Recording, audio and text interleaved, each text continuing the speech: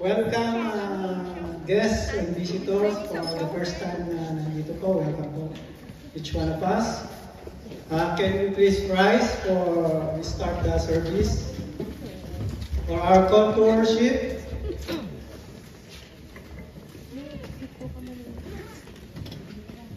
Let us read Psalms chapter 27, King James Version. The Lord is my light and my salvation. Whom shall I fear? The Lord is the strength of my life. Of whom shall I be afraid? When the wicked, even mine enemies and my foes, came upon me to eat up my flesh, they stumbled and fell. Though a host should encamp against me, my heart shall not fear. Though war should rise against me, in this will I be confident.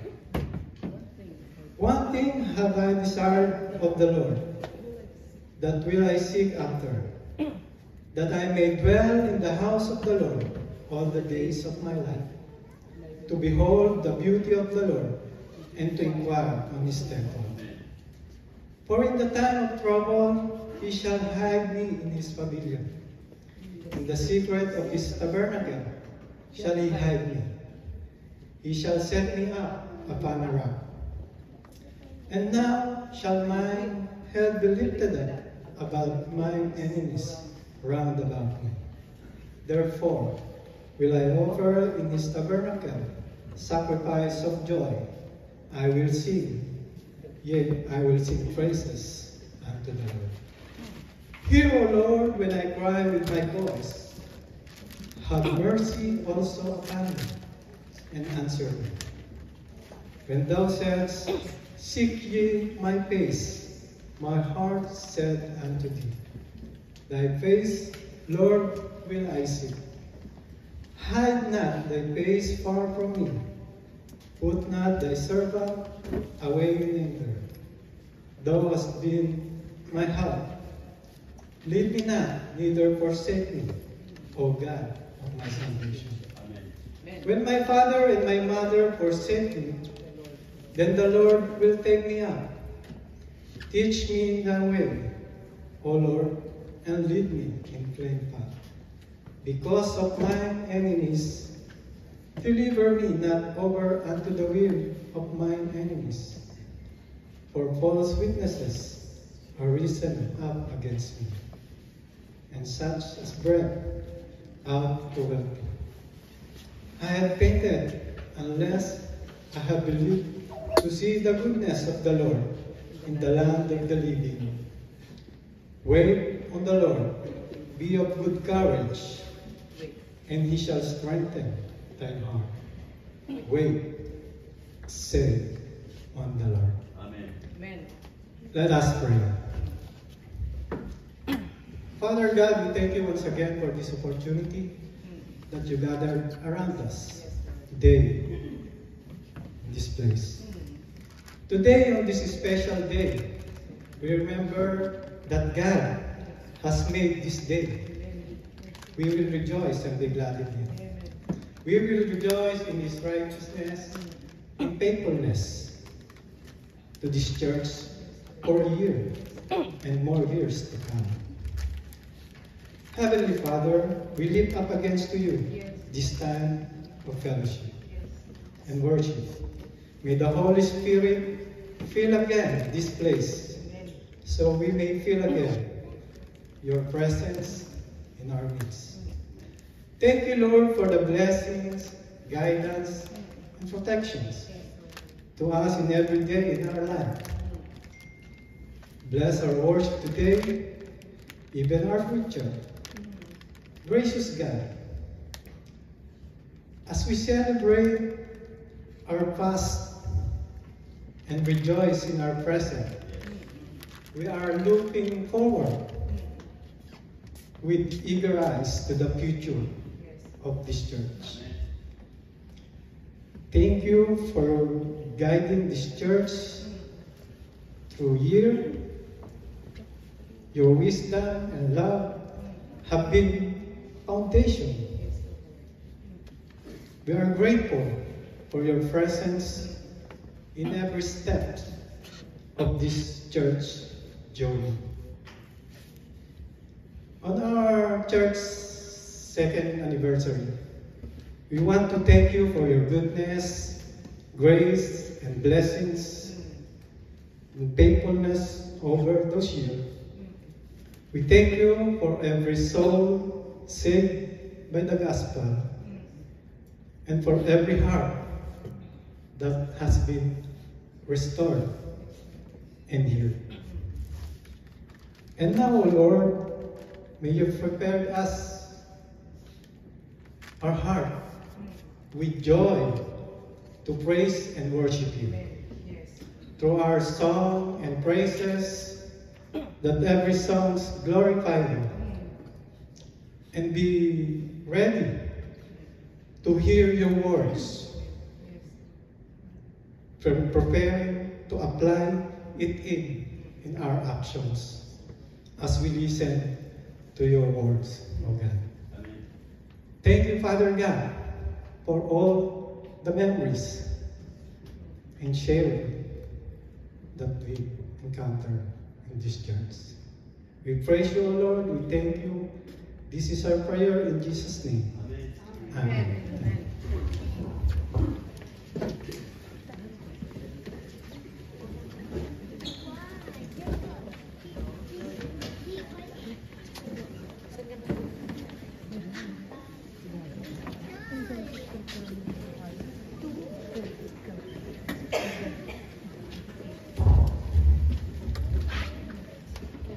We welcome everyone to our time of worship. It's nice to see you once again, our churchmate, our other brother and sister from the other church. It's nice to see you once again. Amen. Amen.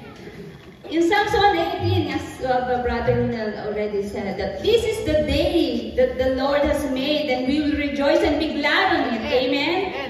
And yeah, we must always remember that this day God made this for us. Amen? Amen. Amen. Yes. Let us gather in presence and ready to exalt the name of the Lord. Amen. We will rejoice in His faithfulness. We will rejoice in His goodness. Amen? Amen. And happy anniversary, Milton Christ Center Church. Amen. Happy anniversary, churchmate. We survived for the 2 years. Yeah, because God indeed is so good. Amen? Amen? Amen. While we begin to sing the songs, can we greet one another with sisterly and brotherly love? And we're so happy and thankful that you can able to attend our 2nd year anniversary because it's only of God's goodness. Amen? Amen. Let us sing once again. Let us sing with us with a thankful and with a joyful heart. Amen? Amen.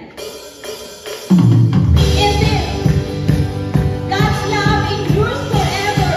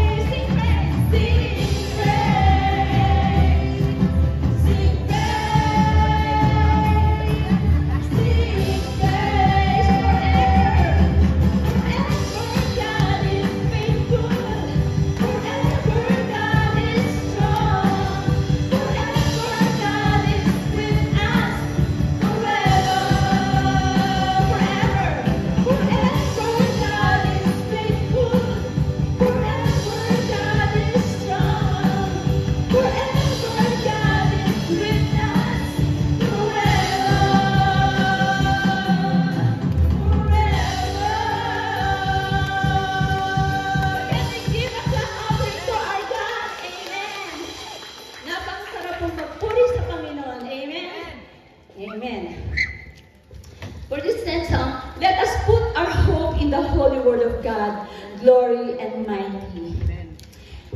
And Jesus will always be the firm foundation of this church. Amen? Are you agree?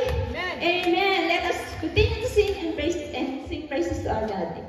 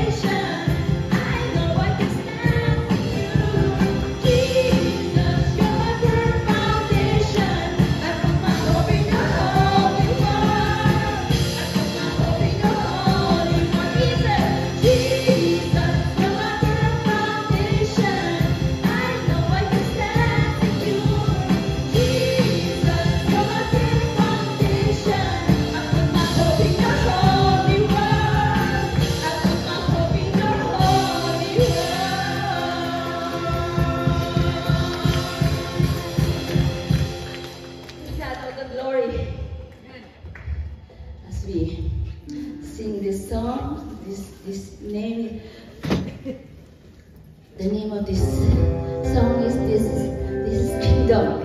In Psalms 145 verse 13 it says, "Your kingdom will never end, and you will rule forever.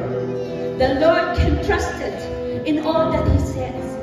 He is loyal in all that He does. Only God's kingdom is forever.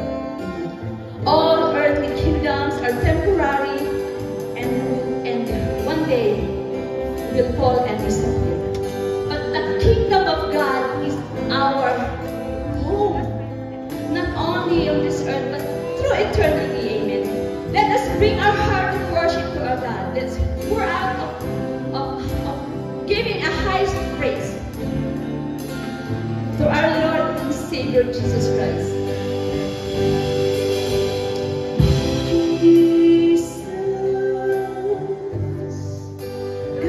Righteousness we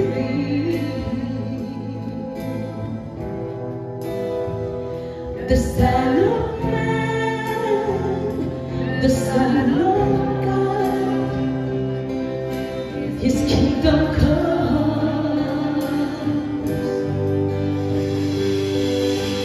Jesus, redemption sacrifice. Now glorified, now justified, His kingdom.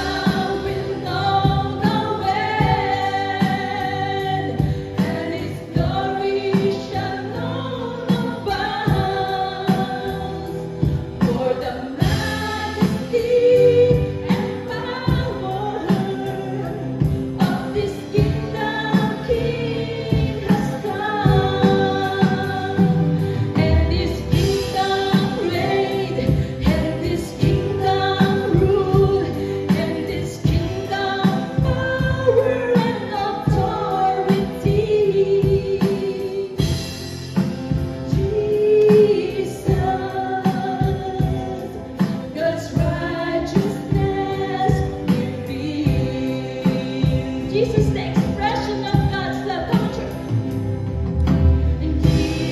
Jesus, the expression of God's love, the grace of God, the Word of God revealed to us.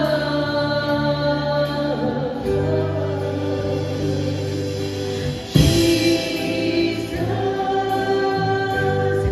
God's holiness displayed,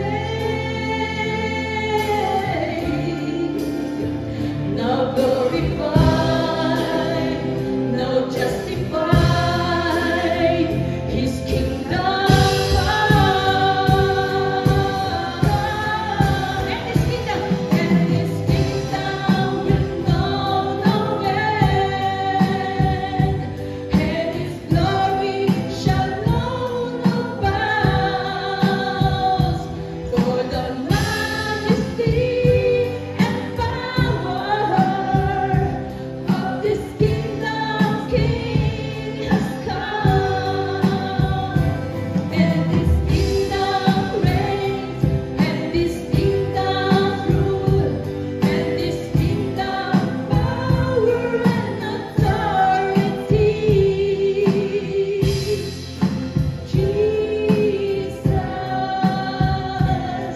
God's righteousness revealed. Jesus, God's righteousness revealed. Jesus, God's righteousness revealed.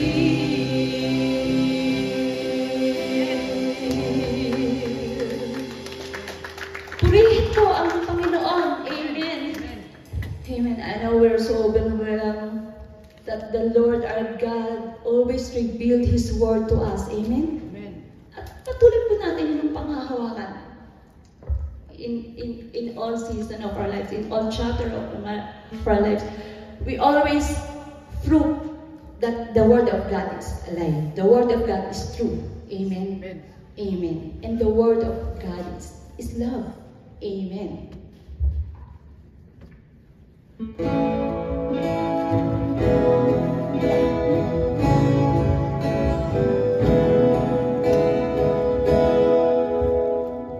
Sa Panginoong Jesus,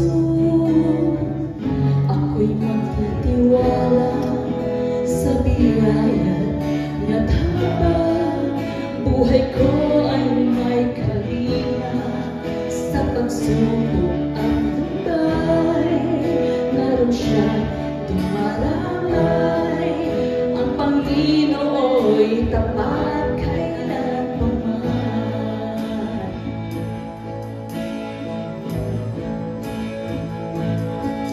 Kung ika'y nanlalangin, walang malalapitan, para bang ang daigdig sa iyo'y pinapasan.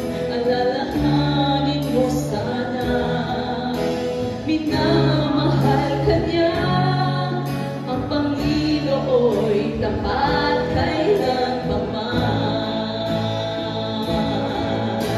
Biyaya niya't habang sa buhay ko'y sapat, di man karapat-dapat na ako ay niligtas. Pangako niya'y di naiiba, di tulad ng iba. Ang Panginoo'y tapat kailanman. Kung ika'y nanlalamig, kung ika'y nanlalamig,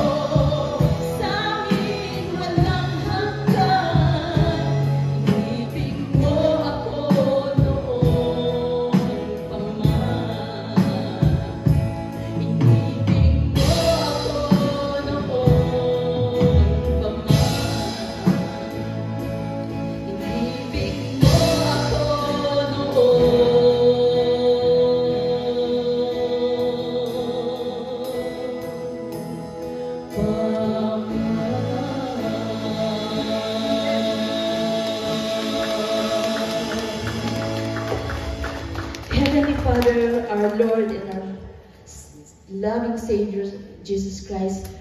Panginoon, thank you so much, O Father God, for countless blessing, Panginoon, that you have been given upon this church, O God. From the smallest act of kindness, Father God, to the greatest miracles, Father, and to the miracles that you always given to us in our daily lives, Father God. Thank you so much, for we are always forever grateful, Panginoon. At sa panahon, Panginoon, na in times that our faith was being tested, O Panginoon, may we continue to ponder of your word, that we will continue to walk by faith and not by sight, Panginoon. Lord, so we are able to see the great things from you, O Father God. Panginoon, please help us to make our faith be better, Panginoon, or our faith be greater in everything, Panginoon, sa aming mga buhay. Thank you so much for everything and for your loving grace, loving mercy, and for your forgiveness, Panginoon. Maraming salamat. Patuloy po natin ibalik ang lahat ng papuri at pasasalamat at samba sa ating Panginoon na buhay. Amen and amen.